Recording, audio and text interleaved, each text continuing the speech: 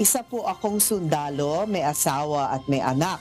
Pero bago po ako ikinasal, may naging anak ako sa dating girlfriend ko. Itatanong ko lang po kung paano if may masamang mangyari sa akin, may makukuha po ba ang anak ko sa labas? Kahit di sa Yes. akin nakaapelido? Ay, sandali na po, attorney ha, pasensya na po. Gusto ko lang malaman po, kawawa naman kasi kung wala po. Ano ang dapat kong gawin? Attorney Noel? Yes po. Ang batas kasi natin tungkol sa legitimate saka illegitimate ay malinaw. So, ang ibig sabihin lang ho nun, illegitimate ka o legitimate, may karapatan hong mag-anak ho to. So, kung katulad yan, hindi nasa pangalan niya yung apelyido, ang gagawin lang ho, may acknowledgement na isang acknowledgement lang ay sapat na ho yun. Affidavit of acknowledgement ang tawag ho doon. Sapat na po yun para ho magkaroon ng mana ho yung bata.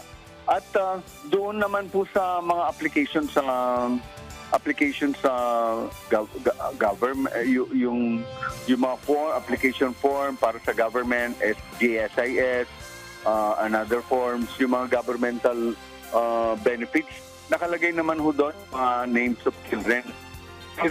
Para makasigurado yung anak niya, ilagay niya yung pangalan niya doon. Total, yung bata naman, dapat lang talaga na gawin niya yun kasi yung bata, wala namang kasalanan. So ilagay niya ho kung doon sa mga application form niya sa GSIS na may, and then sa office, ilagay niya na anak niya yung bata. So, ganun lang ho sana ang gawin. Hindi ho yan simple, pero para ho talagang mabigyan ng mana ho yung bata, gumawa ho siya ng affidavit of acknowledgement, ibigay dun sa nanay ng bata, and at the same time, lahat ng documents where kailangan indicate yung pangalan ng bata, i-indicate niya na anak niya yung bata. Okay, attorney, pwede ako magtanong. Okay, Miss Jackie, Yes, meron akong po. gusto i-clarify dito. Okay, granting na mayroon ng acknowledgement, may affidavit of acknowledgement, o kaya yung kanyang birth certificate ay, I mean, mayroon siyang acknowledgement, let's say for example, pero hindi niya nalagay doon sa mga, let's say for example, government agencies, na isa siya sa mga beneficiary. Can he still do that now? Kung yung mga nakaraan hindi na inailagay, pwede ba niyang mag-apply ulit, papalitan yung mga names ng beneficiary o kaya magdagdag ng names ng beneficiary, attorney? Yes, hindi papalitan, kundi i-amend lang ho, magdadagdag. Okay. Pero kung sakasakaling hindi niya magawa, importante at sapat na ho yung affidavit of acknowledgement kasi notarized naman ho yan. That's a public document and it is recognized at usually will be given probative value by the courts in the event na present niyan. So valid ho yan, sapat na ho actually yung affidavit of acknowledgement. Pero mas maganda at walang problema na haharapin yung bata kung mayroon siyang in-acknowledge siya sa mga forms na pinapipirmahan ng government para dun sa ating caller at nagbigay ng message. Okay, Miss Jackie is very clear. Affidavit Yes, of po. acknowledgement Yes. is enough. Ayan.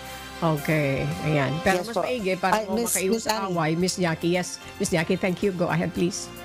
Yes. Pasensya na po. Yes, susugan ko lang yung gaya ng tinanong ni Miss Annie. Yung affidavit po of acknowledgement, isa lang po yun. Tapos kailangan ba ito ipakita dun sa mga ahensya na kailangan idagdag ang pangalan ng kanyang anak? Normally hindi na kung yung ating caller mismo ay siya ang naglagay doon sa mga application, hindi na ho kailangan kasi voluntary na ho yan eh. So sa karamihan yung affidavit of acknowledgement, kapag ka nagki-claim, doon lang ho kadalasan nire-require. Pero sa pagsulat, pagdagdag, pag-indicate doon sa na yung bata ay anak niya, hindi na ho kailangan yung affidavit of acknowledgement. And suffice it to say that yung caller natin bilang isang ama ay nilagay niya na anak niya ho yun. nakalagay lang ho doon illegitimate.